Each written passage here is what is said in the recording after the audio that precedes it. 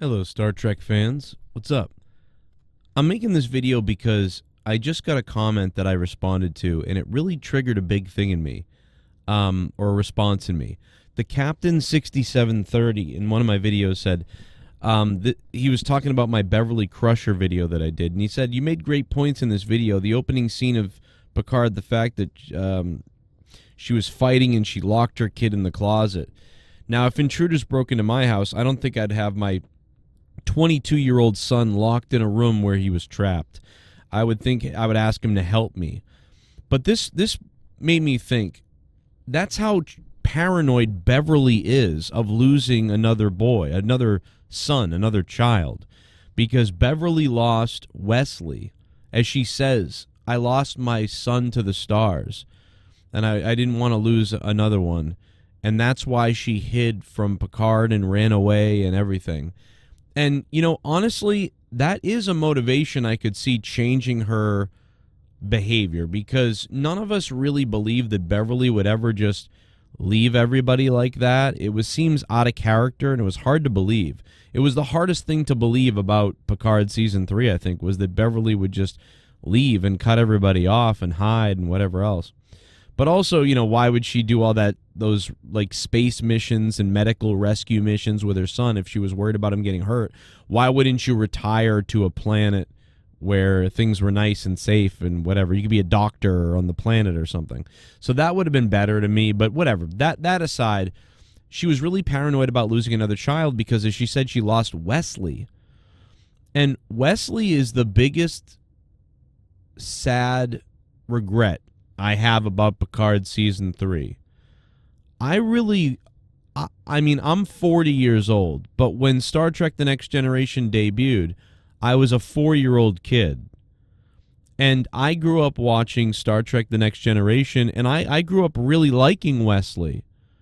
Wesley was somebody that I could connect with because I was a kid. And I understand that he might have annoyed a lot of people at the time, but I never felt that way about him. Probably because I was a kid. But that also shaped my view of him growing older. So even when I was 10 years old, I liked Wesley. And even when I was 15 years old, I always liked Wesley. Did he have too many, like, I saved the ship moments as the Brainiac kid? Probably, yeah.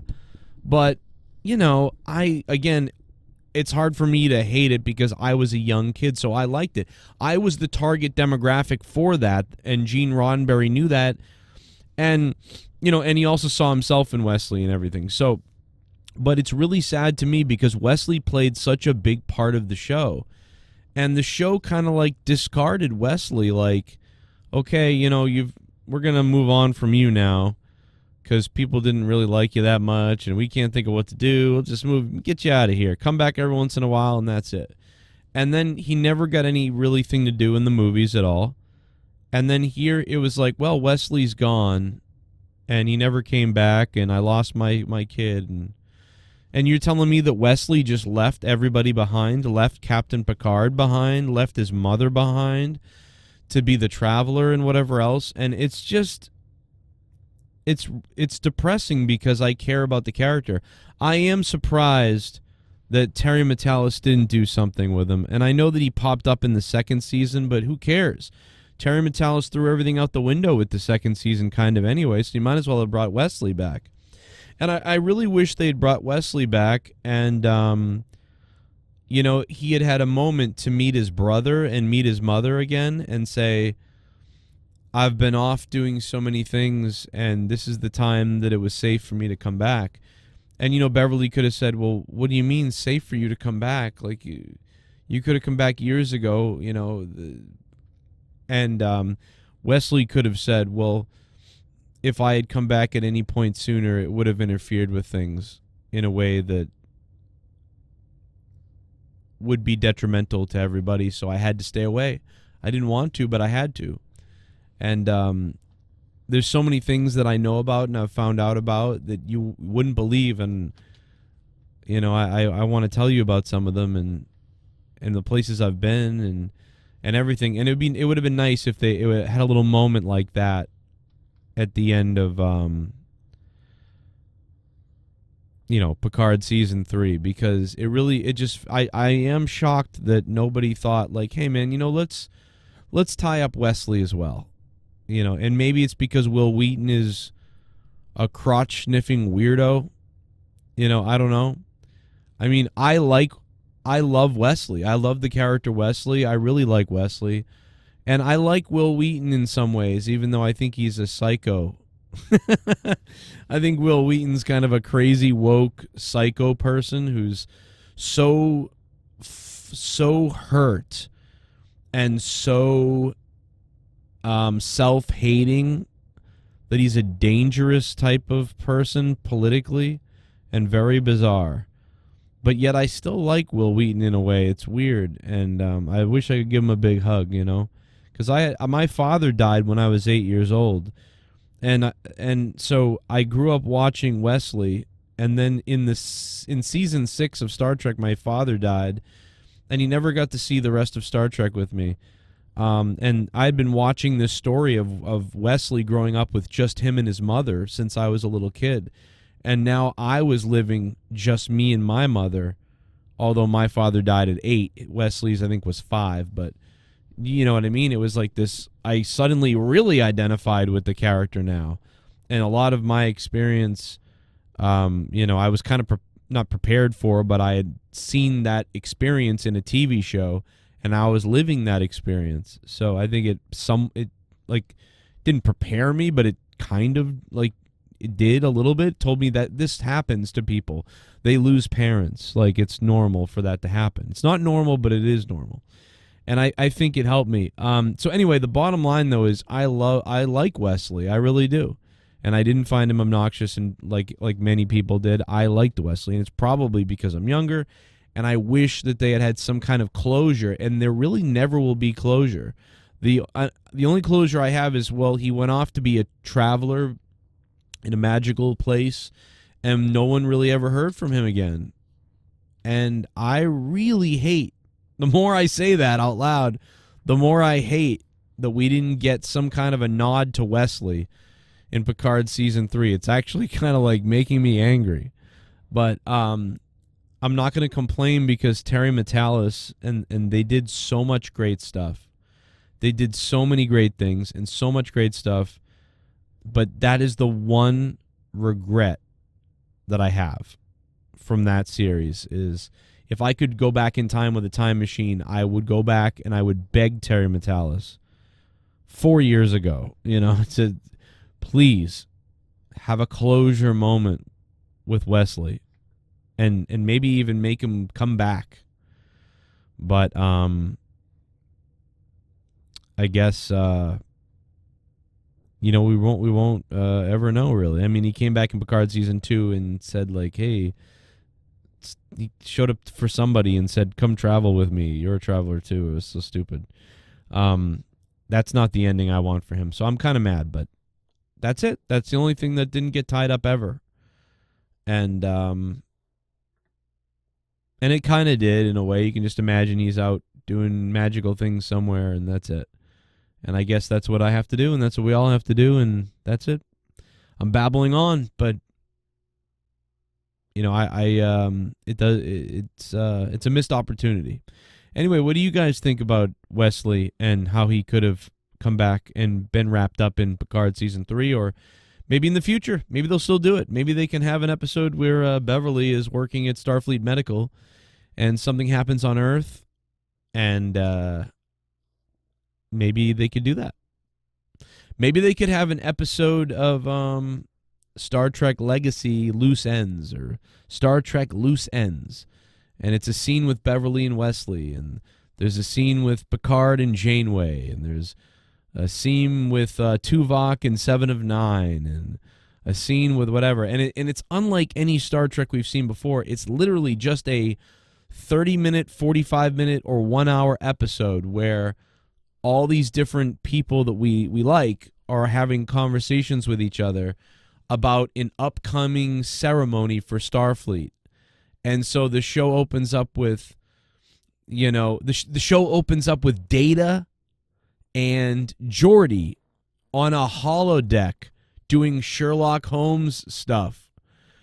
And then the next scene is Riker and Deanna doing something or other. and then maybe Riker and Deanna are on a shuttle back to Earth from wherever they've been, and Geordi and Data are on a holodeck, and each one of these segments gets about 8 to 10 minutes, and then we have Picard and his son doing something, and then we have whatever, Worf and somebody, and everyone's got a couple of people with them or whatever. And slowly the whole thing builds. Like Worf is on his way here and he experiences someone tries to board him and steal his ship, and he has to fight them off and steal it back and then get there. And Beverly meets up with Wesley, finally, and we get that closure. And it's called Star Trek Loose Ends, or Star Trek Legacy, Star Trek Loose Ends.